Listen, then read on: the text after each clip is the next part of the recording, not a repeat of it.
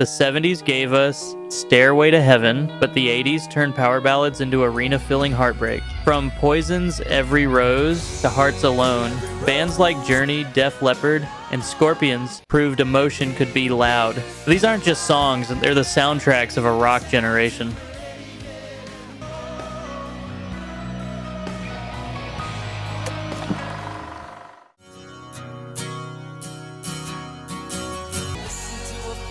Late Night Heartbreak never sounded so raw. Bret Michaels wrote "Every Rose Has Its Thorn" in a laundromat after calling his girlfriend and hearing another man's voice on the line. The betrayal hit hard, and the song came fast. Released in 1988 on Open Up and Say, "Ah!" It stripped away the glam and left nothing but acoustic honesty. The steel guitar, twangs with country influence, and Bret's voice, cracked, sincere, and painfully human. It wasn't just a power ballad, it was a confession. Fans connected instantly, making it Poison's only #1 hit and one of the most recognizable songs of the decade. For all the leather and eyeliner, Every Rose Has Its Thorn proved that vulnerability could still rock, and sometimes even louder than distortion ever could.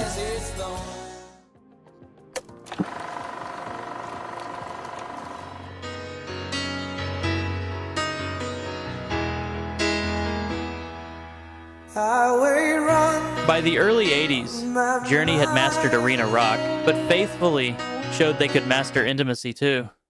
Faithfully is more than a ballad, it's a promise. Written by Jonathan Cain in a moment of clarity on a tour bus, the song balances the tension between fame and fidelity. He brought it to Steve Perry, who instinctively knew it had to be sung gently, like a prayer. Released in 1983 on Frontiers, it wasn't Journey's biggest hit, but it struck a chord that still echoes today. Cain's piano sets the emotional tone, while Perry's soaring voice gives it weight and grace.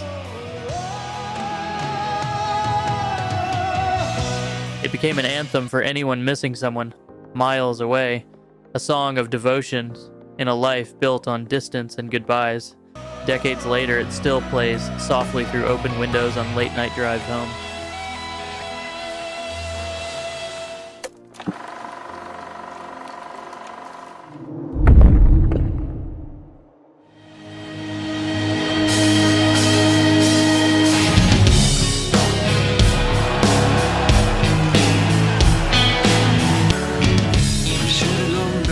Started as a song for Tina Turner and ended up a Whitesnake classic.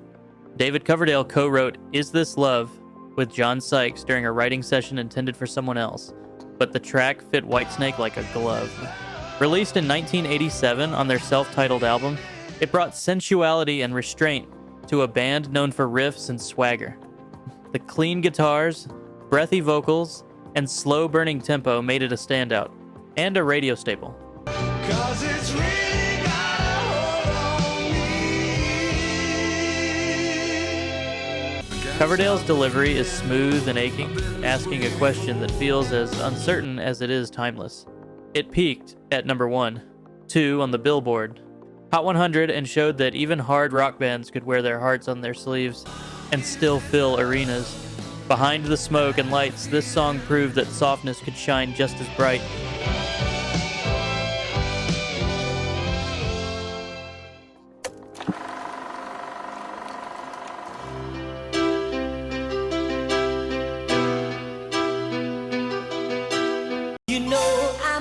Known for chaos, decadence, and distortion, Mötley Crüe shocked fans with the vulnerability of Home Sweet Home.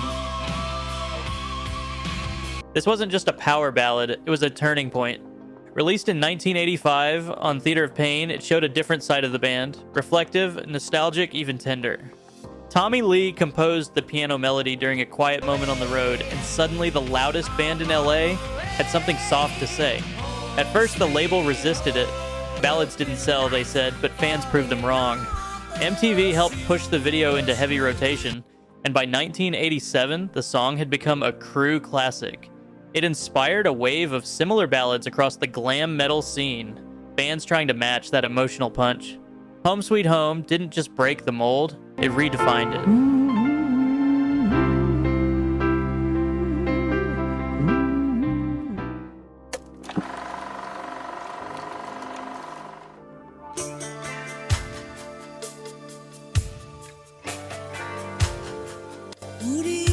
It wasn't supposed to be a hit. It wasn't even supposed to be a rock song. Love Bites started as a country-influenced ballad until producer Mutt Lange transformed it into Def Leppard's most haunting track. Released in 1987 on Hysteria, it became the band's only #1. One single in the US, but it's far from their usual sound. The pacing is slow, the production is dense, and Joe Elliott's vocal is pure ache. The song is built on contrast. Soft harmonies collide with sharp guitars, sweet melodies darkened by lyrics about betrayal and longing.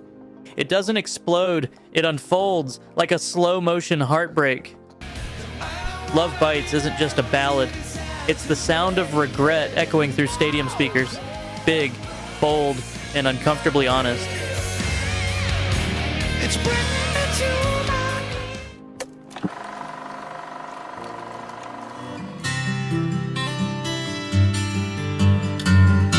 White Lion may have been part of the glam metal wave, but When the Children Cry proved they had something deeper to say. The song was born out of reflection, not romance. Released in 1987 on their breakthrough album Pride, it tackled global issues: war, suffering, the loss of innocence. There are no drums, no walls of guitar, just Mike Tramp's voice and Vito Bratta's acoustic playing. It's a rare moment of restraint in a genre known for excess. Instead of volume, it offers vulnerability. And the message? Still painfully relevant. At the height of glam rock's popularity, When the Children Cry stood out by standing still, soft, steady, and serious. It became a surprise hit, showing that even in a world of hairspray and power chords, compassion could chart.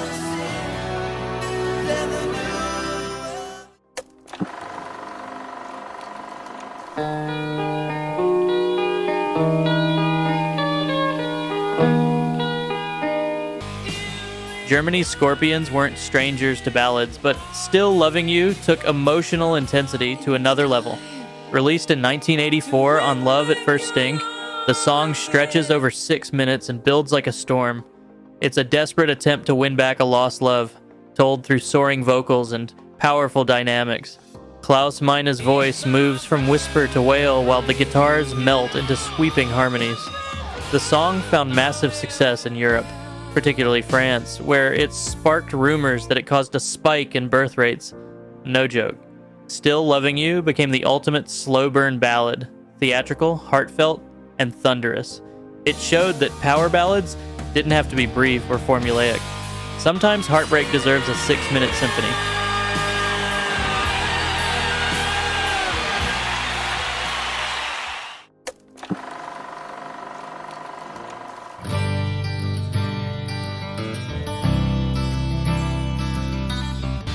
Skid Row burst onto the late 80s scene with raw energy, but I Remember You revealed their melodic muscle. It wasn't just another power ballad, it was a showcase for what made them different. Released in 1989 from their debut album I Remember You was a song about love that slipped away, but never really left. It hit especially hard because it felt real, not polished or distant, but personal. Sebastian Bach's voice moves from fragile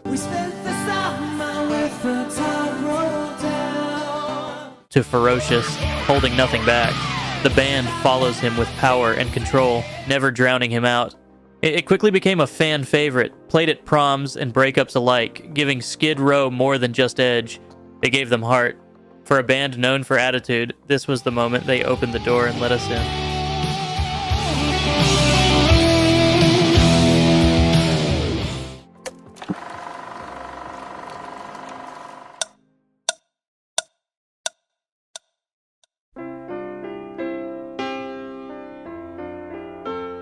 Night Ranger was known for upbeat rock anthems, but this piano ballad changed everything. Sister Christian was written by drummer Kelly Keagy for his younger sister, worried she was growing up too fast.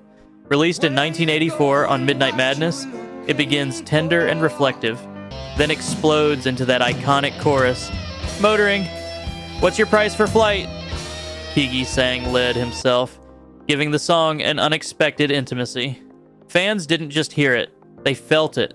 The track became the band's biggest hit, reaching #1, 5 on the Billboard Hot 100, and turning Night Ranger into unlikely ballad kings. It's a song about innocence fading, and the moment you realize time doesn't slow down, even when your heart wants it to.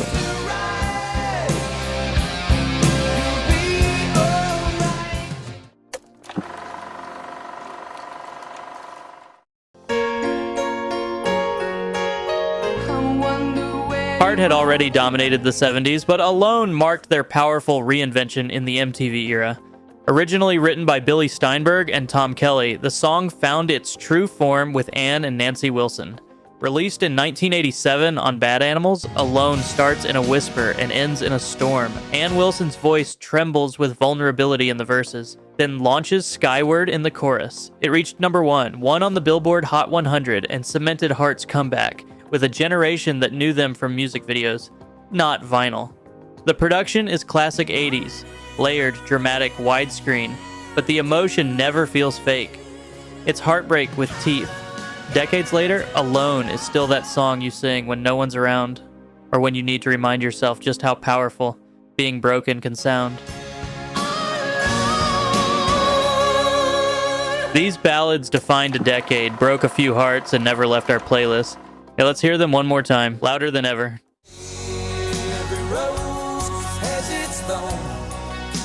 Scented on my love along the wire. Is this love that I'm feeling? I'm on the way home, sweet home. Making love to you might drive me crazy. And the children cry, let them know we tried.